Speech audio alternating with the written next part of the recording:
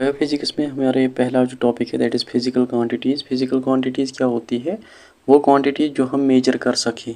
तो वो क्वांटिटी जो हम मेजर कर सकते हैं जैसे लेंथ, तो मीटर में हम मेजर कर सकते हैं। मास, टाइम, प्रेशर और टेम्परेचर, करंट और रेजिस्टेंस, ये हम मेजर कर सकते हैं। इनके कुछ यूनिट्स होते हैं जिनसे हम इसको मेजर कर सकते हैं। फॉर एग्जांपल लेंथ जो है, अगर कोई क्लॉथ होता है तो हम मीटर में करते हैं। अगर कहीं पे जैसे राइस होता है तो मास केजी में करते हैं। टाइम को भी हम मेजर कर सकते हैं, प्रेशर को भी। तो इन सभी को हम बोलते हैं फिजिकल क्वांटिटीज़ की जो हम मेजर कर सकते हैं। इनमें दो तरह की क्वांटिटीज़ होती है, एक फंडामेंटल क्वांटिटी होती है और एक डिराइव्ड क्वांटिटी होती है। फंडामेंटल क्वांटिटी मीन्स कि वो दूसरे पे डिपेंड नहीं होती, वो हम आगे पढ़ेंगे कि ऐसा नहीं होता है depend. Next is unit. Unit क्या होता है? ये यूनिट एक स्टैंडर्ड होता है या रेफरेंस होता है जिसको हम देख के कोई चीज़ जो है नापते हैं। For example metre. मीटर एक यूनिट है, क्योंकि मीटर जब हम किसी को बोलते हैं कि हमें 4 मीटर जो है क्लॉथ चाहिए, तो मीटर एक यूनिट है। तो हम मीटर को एक रेफरेंस बनाते हैं कि फिर जाके हम कितने टाइम 4 टाइम्स मीटर होना चाहिए, 5 टाइम्स मीटर जो है कोई चीज़ हमें चाहिए। तो यूनिट एक रेफरेंस या स्टैंडर्ड होता है जिसको देख के हम जो है नापते हैं, कोई चीज़ मेजर कर सकते हैं। एग्जाम्पल केजी भी जो है ये भी एक यूनिट है। एग्जाम्पल मीटर भी यूनिट है। तो टाइम का सेकंड भी यूनिट है कि हम बोलते हैं कितने सेकंड्स हो गए हैं, तो सेकंड एक यूनिट माना जाएगा। तो कितने फिर उसके जो उसके साथ होगा that is how many times. तो मीटर जैसे लेंथ का हम अगर मेजर करेंगे तो मीटर से मेजर करते हैं। मास का तो केजी से, और टाइम का सेकंड से। तो मीटर और ये केजी और सेकंड जो है इनको हम यूनिट्स बोलेंगे। अभी यूनिट कैसा होना चाहिए? इसकी एक सूटेबल साइज़ होनी चाहिए, जैसे मीटर का सूटेबल साइज़ होता है। वेल डिफाइंड होना चाहिए, ईजिली रिप्रोड्यूसिबल होने चाहिए कि ये चेंज नहीं होना चाहिए, टाइम के साथ भी चेंज नहीं होना चाहिए। टेम्परेचर प्रेशर से इसमें कोई फ़र्क नहीं आनी चाहिए एक यूनिट में, और एक्सपेरिमेंटली भी ये कंपेरेबल हो। तो ये यूनिट की प्रॉपर्टी होती है। अब जो यूनिट्स होते हैं दो तरह के होते हैं, तो यहीं पे हम बोलेंगे फिजिकल क्वांटिटी, फंडामेंटल क्वांटिटीज़ और डिराइव्ड क्वांटिटीज़ क्या होती है। फंडामेंटल यूनिट वो होते हैं जो फंडामेंटल क्वांटिटीज़ के लिए यूनिट होते हैं। एग्जांपल लेंथ, मास और टाइम। लेंथ, मास और टाइम को हम बोलते हैं fundamental units. Derived units means इन्हीं लेंथ, मास एंड टाइम को हम वेरिएशन करते हैं। फॉर एग्जांपल इसको मल्टीप्लाई करते हैं या डिवाइड करते हैं, उसको हम बोलते हैं डिराइव्ड यूनिट्स। या हम यूँ भी बोल सकते हैं वो यूनिट जो फंडामेंटल यूनिट से निकलते हैं that is called derived units. Next is system of units. Units हम सिस्टम में पढ़ते हैं, जैसे एफपीएस सिस्टम होता है। एफपीएस सिस्टम में यूनिट ऑफ जो लेंथ का यूनिट होता है वो फुट होता है, मीनस एफ। यूनिट ऑफ मास का पाउंड मीनस पी, और unit of time is second मीनस S. इसीलिए इसको हम बोलते हैं FPS, foot, pound and second. Next is CGS system. CGS system में सेंटीमीटर, ग्राम और second. Next is MKS system, metre, kilogram और second. Next is SI system, means कि इसमें हम जो है एसआई सिस्टम में 7 बेसिक यूनिट्स है और 2 सप्लीमेंट्री यूनिट्स है। अब यहीं पे हम पढ़ेंगे कि फंडामेंटल यूनिट्स क्या होंगे और जो डिराइव्ड यूनिट्स वो क्या होते हैं। अब फर्स्ट इज़ कि जो बेसिक यूनिट्स है एसआई सिस्टम में, पहला है मीटर। ये थोड़ी सी डेफिनेशन अगर आप लिखोगे तो ठीक, अगर नहीं भी लिखोगे कोई टेंशन नहीं है। तो ये बेसिक यूनिट है। एक तो मीटर लेंथ का, दूसरा किलोग्राम जो वेट का होता है यूनिट। तो अगर मीटर की हम डेफिनेशन रखेंगे तो मीटर एक्सपेरिमेंटली मीटर हम बताते हैं कि distance travelled by light in vacuum during a time interval of this second. अगर ऐसे ही रटाल मार के थोड़ा याद रहेगा तो इट इज़ बेटर। इसी तरीके किलोग्राम की भी ये डेफिनेशन है और सेकंड की भी ये डेफिनेशन है। तो ये है बेसिक यूनिट्स या फंडामेंटल यूनिट हम इसको बोलते हैं। अब एम्पियर, ये भी जो करंट का यूनिट है दैट इज़ एम्पियर, तो ये भी यूनिट है। इसी तरीके से केल्विन जो है टेम्परेचर का यूनिट है। तो मीटर, किलोग्राम, सेकंड, एम्पियर और केल्विन जो है ये फंडामेंटल यूनिट्स है। अब अगर मान लो यहाँ पे ये मीटर है, मीटर को मैं डिवाइड करूँगा बाई सेकंड तो वो वेलोसिटी बन जाती है या स्पीड बन जाती है। तो उस टाइम स्पीड जो है वो डिराइव्ड यूनिट बन जाती है, क्योंकि वो फंडामेंटल क्वांटिटी से निकली है। मीटर को हम सेकंड से डिवाइड करेंगे तो वो वहाँ पे वेलोसिटी बन जाएगी, तो वो माना जाएगा डिराइव्ड यूनिट। तो ये था पहला फंडामेंटल यूनिट्स। अब फंडामेंटल यूनिट्स में आता है लेंथ, मास, टाइम, कि हमें ये याद रखनी है कि कौन कौन से फंडामेंटल यूनिट्स है। Length, mass, time, electric current, temperature, amount of substance और ल्यूमिनस इंटेंसिटी, इनको हम बोलते हैं फंडामेंटल यूनिट्स। अब डिराइव्ड यूनिट्स क्या है कि इन फंडामेंटल यूनिट्स में कुछ कॉम्बिनेशन करते हैं। इस फंडामेंटल यूनिट में कई बार डिवाइड करते हैं या मल्टीप्लाई करते हैं, तो एक दूसरे के साथ मल्टीप्लाई या डिवाइड करते हैं, तो वहाँ से डिराइव्ड यूनिट्स बन जाते हैं। जैसे वेलोसिटी जो है, मीटर को जब हम सेकंड से डिवाइड करते हैं तो वेलोसिटी बन जाती है, तो वेलोसिटी डिराइव्ड यूनिट मानी जाएगी। इसी तरीके से एक्सेलरेशन को मीटर पर सेकंड स्क्वायर, मीन्स कि मीटर को हम सेकंड से 2 बार जो है मल्टीप्लाई करेंगे, डिवाइड करके मल्टीप्लाई करेंगे 2 बार, मीन्स सेकंड स्क्वायर, वो एक्सेलरेशन कहलाएगी। और फोर्स जो है, फोर्स अगर हम मास को मल्टीप्लाई करते हैं बाय लेंथ, उसके बाद डिवाइड करते हैं बाय टाइम स्क्वायर, तो वो बन जाता है फोर्स। मीन्स कि इसमें केजी भी आ गया, फंडामेंटल यूनिट केजी भी आ गया, इसमें लेंथ का मीटर भी आ गया, और इसमें सेकंड जो टाइम का भी आया। मीन्स जो ये डिराइव्ड यूनिट्स है वो फंडामेंटल यूनिट से ही निकलते हैं, कि फंडामेंटल यूनिट्स को हम इकट्ठे करते, चाहे मल्टीप्लाई करते हैं या डिवाइड करते हैं, तो वहाँ पे हमें डिराइव्ड यूनिट्स बन जाते हैं। सो दिस इज़ फर्स्ट चैप्टर। तो फर्स्ट चैप्टर में हमने यही पढ़ा कि फिजिकल क्वांटिटी वो होती है जो हम मेजर कर सकते हैं। तो इसमें 2 तरह की क्वांटिटीज़ होती है, एक तो फंडामेंटल क्वांटिटीज़ होती है और डिराइव्ड क्वांटिटीज़ होती है।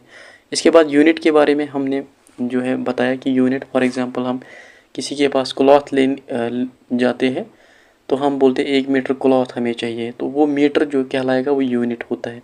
या हम किसी के पास चावल लेने जाते हैं या राइस लेने जाते हैं शॉपकीपर के पास, हम उसको बोलते हैं हमें 1 केजी राइस दे दो आप, तो केजी जो है वो भी यूनिट माना जाएगा। अब यूनिट के क्या कैरेक्टर्स है ये हमने पढ़े हैं। अब यूनिट एक तो फंडामेंटल यूनिट्स होते हैं, एक डिराइव्ड यूनिट होते हैं। सिस्टम ऑफ यूनिट में FPS सिस्टम में foot, F मीनस foot, P मीनस pound, S मीनस second, मीनस के लेंथ का फुट में हम मेयर करते हैं, और जो वेट है उसको पाउंड में, और जो टाइम है उसको सेकंड में। नेक्स्ट इज सीजीएस सिस्टम, उसमें लेंथ का हम सेंटीमीटर में करते हैं और वेट जो ग्राम में, और एस जो है सेकंड में। इसी तरीके से MKS सिस्टम होता है, इसमें हम लेंथ जो मास होती है इसको मीटर से करते हैं और किलोग्राम के से, और S मीनस सेकंड से, ठीक है। तो उसके बाद SI यूनिट में हम थोड़ा सा वेरिएशन करते हैं, क्योंकि SI यूनिट में एक तो बेसिक यूनिट्स होती है, दूसरा सप्लीमेंट्री यूनिट होते हैं। बेसिक यूनिट में मीटर, किलोग्राम, सेकंड, एम्पियर और केल्विन जो टेम्परेचर का यूनिट है, और एम्पियर जो है इलेक्ट्रिक करंट का यूनिट है। तो ये आप डेफिनेशन पढ़ लेना यहाँ पे। उसके बाद मैंने बताया कि फंडामेंटल यूनिट क्या होते हैं, और इसी से ये डिराइव्ड यूनिट्स मिल जाते हैं, बन जाते हैं। नेक्स्ट जो हमने पढ़ना है कुछ टॉपिक्स, जो सेकंड यूनिट है हमारा बायोफिजिक्स का।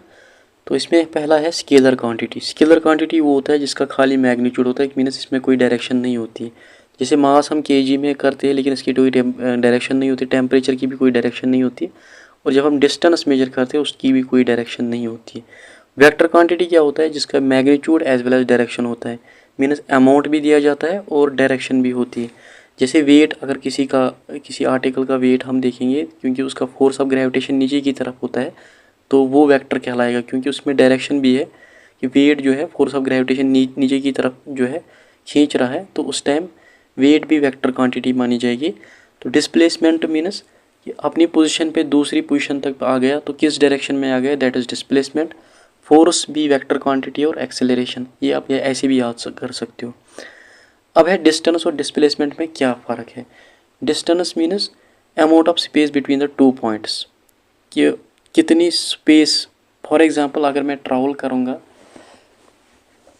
यहाँ पे आप कर्सर की तरफ देखोगे, तो अगर मैं यहाँ से लेकर यहाँ तक ट्रैवल करूँगा, फॉर एग्जांपल ये है 5 सेंटीमीटर, उसके बाद फिर से वापस आ गया, फॉर एग्जांपल ये है फिर से 5 सेंटीमीटर, मीनस डिस्टेंस मैंने 10 सेंटीमीटर किया है।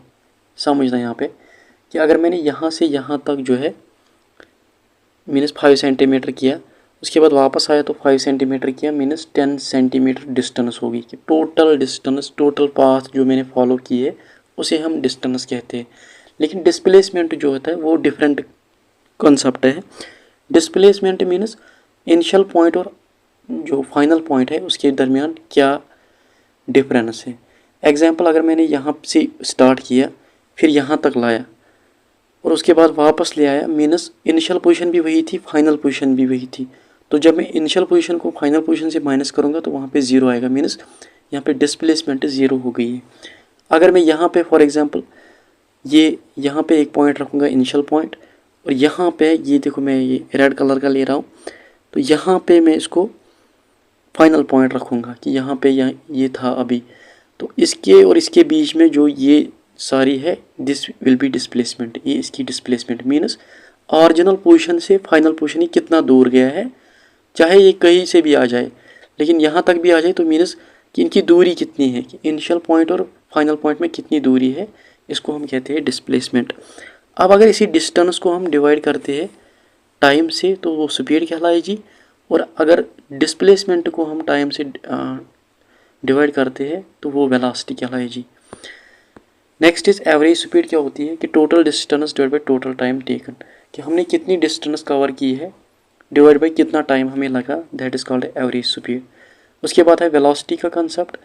वेलोसिटी मीन्स जो मैंने ऊपर बताया कि स्पीड हम बोलते हैं डिस्टेंस ओवर टाइम, स्पीड हम बोलते हैं डिस्टेंस डिवाइड बाई टाइम, लेकिन वेलोसिटी का कंसेप्ट ये है कि डिस्टेंस एक तो डायरेक्शन भी देखी जाती है वेलोसिटी में, तो ये वेक्टर क्वांटिटी है क्योंकि इसमें डायरेक्शन भी देखी जाती है। तो फॉर एग्जांपल अगर कोई आर्टिकल है या कोई पार्टिकल जो है वो राइट साइड आ गया ऐसे, तो इसकी वेलोसिटी +10 मीटर पर सेकंड होगी, लेकिन अगर वो लेफ्ट साइड आ गया तो उसकी वेलोसिटी -10 मीटर पर सेकंड, मीनस वो वापस जा रहा है। तो माइनस का ये मीनिंग है यहाँ पे कि अपोजिट डायरेक्शन में जा रहा है, ठीक है।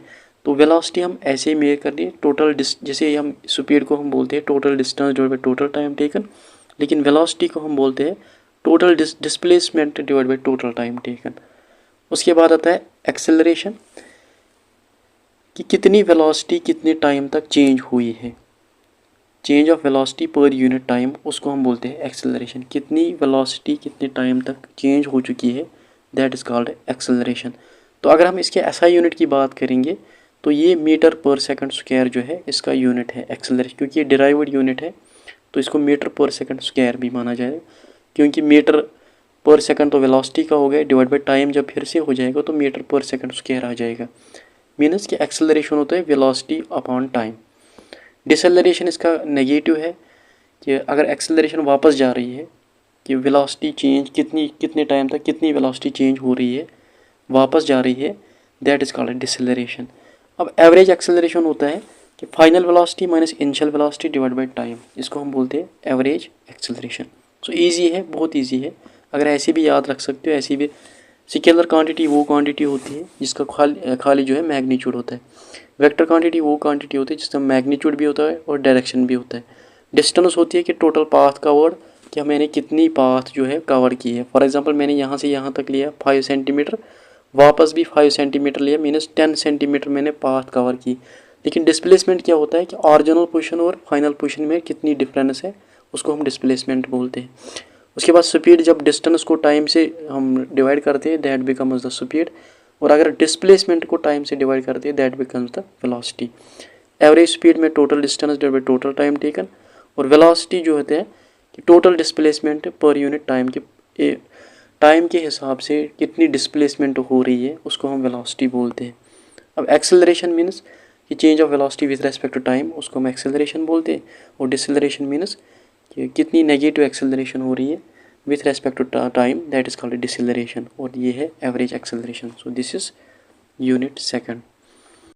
उसके बाद है यूनिट थर्ड बायोफिजिक्स का ग्रेविटी। ग्रेविटी क्या होता है कि एक्सेलरेशन टेंडेंसी जो नीचे की तरफ आती है, अर्थ के सेंटर की तरफ आती है, दैट इज़ कॉल्ड ग्रेविटी। कि हर किसी चीज़ को ग्रेविटी खींचती है नीचे की तरफ, तो दैट इज़ मीन्स कि ग्रेविटेशन फोर्स जो है हर किसी बॉडी को अट्रैक्ट करता है, ग्रेविटेशन फोर्स। तो ग्रेविटेशन फोर्स जो है सेंटर ऑफ अर्थ की तरफ होता है। एग्जाम्पल, जब हम कोई सिंपल एग्जाम्पल यही है कि जब एक सेब जो है जो ट्री से गिरता है तो वो नीचे आ जाए, जिसमें न्यूटन पे भी एक्सपेरिमेंट किया था, नीचे गिर जाता है मीनस की ग्रेविटी की वजह से। अब न्यूटन्स लॉ ऑफ ग्रेविटेशन क्या बोलता है कि अगर दो बॉडीज़ है, एक का मास m है स्मॉल एम और ए का मास है बड़ा एम, ठीक है, ये हमने एज्यूम किया है। इसके दरमियान जो डिस्टेंस है ये आर है। अब इनके दरमियान जो फोर्स ऑफ अट्रैक्शन होगा this is F is equals to G M M divide by R square. G यहाँ पे ग्रेविटेशनल कांस्टेंट है, इसका वैल्यू होता है, कांस्टेंट वैल्यू होता है, तो यही न्यूटन्स लॉ ऑफ ग्रेविटेशन बोलता है। तो न्यूटन्स लॉ ऑफ ग्रेविटेशन बोलता है हर कोई पार्टिकल दूसरे पार्टिकल जो अट्रैक्ट करता है और वो अट्रैक्शन डायरेक्टली प्रोपोर्शन होता है उसके मास का और इन्वर्सली प्रोपोर्शन होता है square of the distance between the two. या हम यूँ भी बोल सकते हैं force of gravitation is equals to G M M divide by R square. उसके बाद कंसेप्ट आता है स्पेसिफिक ग्रेविटी का। स्पेसिफिक ग्रेविटी को हम रिलेटिव डेंसिटी भी बोलते हैं। इसका सिंपली यहाँ पे याद रखना है ratio of density of substance to that of water, कि अगर हम किसी सबस्टेंस की डेंसिटी वाटर की डेंसिटी के साथ कंपेयर करेंगे उसको हम बोलते हैं स्पेसिफिक ग्रेविटी। अब जो वाटर की डेंसिटी होती है वो 1 ग्राम पर सेंटीमीटर क्यूब होती है 4 डिग्री सेंटीग्रेड पे, लेकिन स्पेसिफिक ग्रेविटी जो है वो हम न्यूमेरिकली वैल्यूज़ के साथ हम पर क्यूबिक मीटर के साथ जो है नहीं करते, क्योंकि जब हम वाटर के साथ इसको डिवाइड करते हैं तो ये और ये कट जाता है, तो वहाँ पे खाली जो वैल्यू होता है, फॉर एग्जांपल किसी सबस्टेंस की स्पेसिफिक ग्रेविटी जो है 5 ग्राम पर सेंटीमीटर क्यूब है, तो हम ये यूनिट यहाँ पे नहीं लिखेंगे क्योंकि ये वाटर की स्पेसिफिक ग्रेविटी के साथ कट हो जाता है, तो वहाँ पे हम खाली 5 ही लिखेंगे। तो ये यहाँ पे याद रखना है। Next is centre of gravity. Centre of gravity means वो पॉइंट जहाँ पे ग्रेविटी खींचती है हमें, that is called centre of gravity. जहाँ पे हमारा सारा मास होता है, सारा का सारा जो वेट उसी पे होता है, that is called centre of gravity. अब प्रिंसिपल ऑफ ग्रेविटी क्या बोलता है, ये आर्चिमेड्स प्रिंसिपल जो है, यही आर्चिमेड प्रिंसिपल जो होता है, तो यही हमें प्रिंसिपल ऑफ ग्रेविटी बताता है।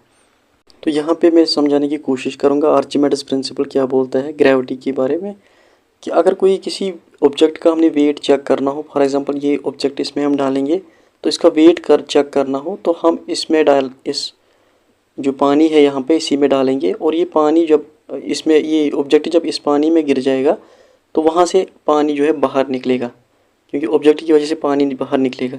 जितना पानी बाहर निकलेगा उतना इस ऑब्जेक्ट का वेट होगा। तो आर्चिमेड्स प्रिंसिपल यही बताता है कि अगर हम कोई ऑब्जेक्ट पानी में डालते हैं, एक बीकर लिया वहाँ पे पानी डाला है, तो वो ऑब्जेक्ट हमने उस पानी में डाला है और वो पानी जो है बाहर निकल के हमने उसको वेट किया है। जितना उस पानी का वेट होता है तो वो इस आर्टिकल का या इस पार्ट का या इस इंस्ट्रूमेंट का वेट होता है। फॉर एग्ज़ाम्पल यहाँ पे ये एक आर्टिकल है, यहाँ पे एक ऑब्जेक्ट है, फॉर एग्ज़ाम्पल इसको हमने इस पानी में डाला। जब हमने इसको पानी में डाला तो पानी जो है ओवरफ्लो हो गया, इसकी वजह से पानी ओवरफ्लो हो गया। ओवरफ्लो जब हो गया तो उस पानी को हमने ले लिया, तो वहाँ पे इस पानी का वेट आया 3 LB ऑफ वाटर। तो इसका मतलब इस ऑब्जेक्ट का जो वेट है वो 3 LB है, क्योंकि जितना पानी बाहर निकला है उतना ही इसका वेट है। तो ये आर्चिमेड्स प्रिंसिपल बता। पहले 7 था वेट इसका, तो जब पानी डिस्प्लेस हो गया तो वहाँ पे 4 वेट हो गया, क्योंकि 3 जो है बाहर निकल गया पानी। आर्चिमेड्स प्रिंसिपल हमें बॉयंट फोर्स के बारे में बताता है कि अगर एक ऑब्जेक्ट जो है पानी को नीचे की तरफ खींचता है या पानी को वो दबाता है नीचे की तरफ, पानी उसको वापस फोर्स देती है, उस फोर्स को हम बोलते हैं बॉयंट फोर्स। फॉर एग्जांपल कि अगर एक शिप होती है तो शिप जो है अपनी वेट की वजह से पानी को दबा देती है नीचे, लेकिन पानी उस शिप को वापस फोर्स देती है, उस फोर्स को हम बोलते हैं बॉयंट फोर्स। अब अगर बॉयंट फोर्स जो है ये वेट से ज़्यादा हो, मीन्स कि ऊपर वाला फोर्स वेट से ज़्यादा हो, तो वो ऑब्जेक्ट सिंक नहीं हो जाएगा, वो ऑब्जेक्ट जो है डूब नहीं जाएगा। लेकिन अगर ये बॉयंट फोर्स जो है वेट से कम हो, मीन्स वेट ही ओवरकम करे, तो वो जो ऑब्जेक्ट है वो सिंक हो जाएगा। तो यही पे यहाँ पे पता, if the water can push back as hard तो देन ऑब्जेक्ट फ्लोट्स, फिर ऑब्जेक्ट जो है फ्लोट करता है, वो सिंक नहीं होता है। अगर उसने वापस वाटर ने इतना फोर्स नहीं दिया जितना वेट वहाँ से ऊपर को नीचे की तरफ दे रहा है, तो उसकी वजह से जो वो ऑब्जेक्ट जो है वो सिंक हो जाता है, जैसे स्टील होता है। तो तो आर्चिमेड्स प्रिंसिपल यही बताया कि buoyant force is equal to the weight of fluid the object displace, जो मैंने अभी बताया डायग्राम में। तो बायोट फोर्स को हम कैसे मेजर करते हैं, पहले हम वेट ऑफ ऑब्जेक्ट देखते हैं। कोई ऑब्जेक्ट जो इसमें डाला है हमने, पानी में डाला है, तो उसका वेट करेंगे पहले, minus weight of object in water, कि वाटर में इसका एक तो weight of object in air minus weight of object in water, उस is equals to upward buoyant force. ये आप ऐसे भी याद रख सकते हो, अगर वैसे कंसेप्ट नहीं आया तो ऐसे भी याद रख सकते हो। Buoyant force is equal to weight of object in air minus weight of object in water. तो बायोट फोर्स इतना ही होता है जितना डिस्प्लेस्ड वाटर वहाँ से निकलता है। जब हम कोई ऑब्जेक्ट डालते हैं पानी में, तो पानी जब ओवरफ्लो हो जाता है, जितना पानी ओवरफ्लो होता है उसका हम वेट करते हैं, तो उसी के बराबर बायोट फोर्स होता है। अब नर्सिंग में आर्चिमेड्स प्रिंसिपल हम क्यों पढ़ते हैं, क्योंकि हाइड्रोमीटर जो इंस्ट्रूमेंट होता है ये आर्चिमेड्स प्रिंसिपल पे ही बेस है। इसी तरीके से यूरिनोमीटर ये भी आर्चिमेड्स प्रिंसिपल से भी बेस है। और जो अंडर वाटर एक्सरसाइजेज जो कराते हैं पेशेंट को, वो भी आर्चिमेड्स प्रिंसिपल पे ही बेस है। अब ग्रेविटी नर्सिंग में क्यों काम आती है, क्योंकि जब हम IV फ्लूइड्स लगाते हैं तो जो ड्रिप होती है वो हमने हैंग की होती है। जितना हम ऊपर हैंग करेंगे उतना फ्लूइड ज़्यादा नीचे आ जाएगा। तो क्योंकि ग्रेविटी का कंसेप्ट हमें है, तो जब तक हमारा ग्रेविटी का कंसेप्ट नहीं होगा तो हम IV फ्लूइड्स की भी ये जो वर्किंग है वो नहीं समझ सकते हैं। रिब रिसेक्शन या ESR जो है, एर्थ्रोसाइट सेडिमेंटेशन रेट, उसमें क्या हुआ, एर्थ्रोसाइट जो होता है वो सेडिमेंट हो जाते हैं, नीचे की तरफ आ जाते हैं। तो वो भी आर्चिमेड्स प्रिंसिपल पे ही, ये ग्रेविटी पे ही जो है बेस है। ऑस्किलेशन बेड्स जो होते हैं वो भी इसी पे है। तो ये सारे प्रोसीजर जो है ग्रेविटी के एप्लीकेशन है नर्सिंग में। सो थर्ड यूनिट में हमने क्या पढ़ा है, फर्स्ट ग्रेविटी क्या होती है, जो किसी चीज़ को अपनी तरफ खींचती है, दैट इज कॉल्ड ग्रेविटी। अब न्यूटन्स लॉ ऑफ ग्रेविटेशन बोलता है कि ग्रेविटेशन फोर्स कितना होता है, ये होता है G मीन जो ग्रेविटेशनल कांस्टेंट होता है, M एक का मास होता है और दूसरा बड़ा M जो है दूसरे बॉडी का मास होता है, डिवाइड बाई R²। उसके बाद हमने स्पेसिफिक ग्रेविटी पढ़ी है कि इसको हम रिलेटिव डेंसिटी भी बोलते हैं। इसको हम बोलते हैं कि डेंसिटी ऑफ किसी सब्सटेंस की डेंसिटी जब कंपेयर करते हैं डेंसिटी ऑफ वाटर से, उसको हम बोलते हैं स्पेसिफिक ग्रेविटी। अब जो स्पेसिफिक ग्रेविटी जब हम डेंसिटी कंपेयर करते हैं तो इसके यूनिट्स कट जाते हैं, तो हम डायरेक्ट न्यूमेरिकल ही लिखते हैं। जैसे अगर किसी की स्पेसिफिक ग्रेविटी जो है 5 ग्राम पर सेंटीमीटर क्यूब है, हम ये नहीं लिखेंगे, हम डायरेक्ट 5 ही लिखेंगे। उसके बाद तो centre of gravity. Centre of gravity वो पार्ट होता है, चाहे बॉडी में चाहे किसी ऑब्जेक्ट में, जहाँ पे सारा का सारा मास जो है, सारा का सारा वज़न जो है उसी पे होता है। जब हम खड़े होते हैं तो हमारा सेंटर ऑफ मास जो है वो पैरों की तरफ आ जाता है, और जब हम लेट जाते हैं तो हमारा सेंटर ऑफ मास जो है कमर पे पड़ जाती है, जो हमारा वेस्ट होता है। उसके बाद प्रिंसिपल्स ऑफ ग्रेविटी के बारे में हमने पढ़ा, आर्चिमेड्स प्रिंसिपल। बायोट फोर्स के बारे में हमने पढ़ा। आर्चिमेड्स प्रिंसिपल ये बोलता है कि जितना हम कोई ऑब्जेक्ट अगर किसी पानी में डालेंगे, जितना पानी वहाँ से डिस्प्लेस हो जाएगा, ओवरफ्लो हो जाएगा, उसका हम वेट करेंगे, जितना वेट उस पानी का होगा उतना वेट उस ऑब्जेक्ट का होगा। इसी तरीके से बायोट फोर्स क्या होता है कि जब पानी में कोई भी चीज़ होती है तो उस चीज़ की वजह से जो वेट होता है वो पानी को नीचे की तरफ दबाता है, लेकिन पानी उसको वापस ऊपर फोर्स देती है, उस फोर्स को हम बोलते हैं बायोट फोर्स। अगर बायोट फोर्स वेट से ज़्यादा हो तो ऑब्जेक्ट फ्लोट करेगा, अगर बायोट फोर्स वेट से कम हो तो ऑब्जेक्ट जो है सिंक करेगा।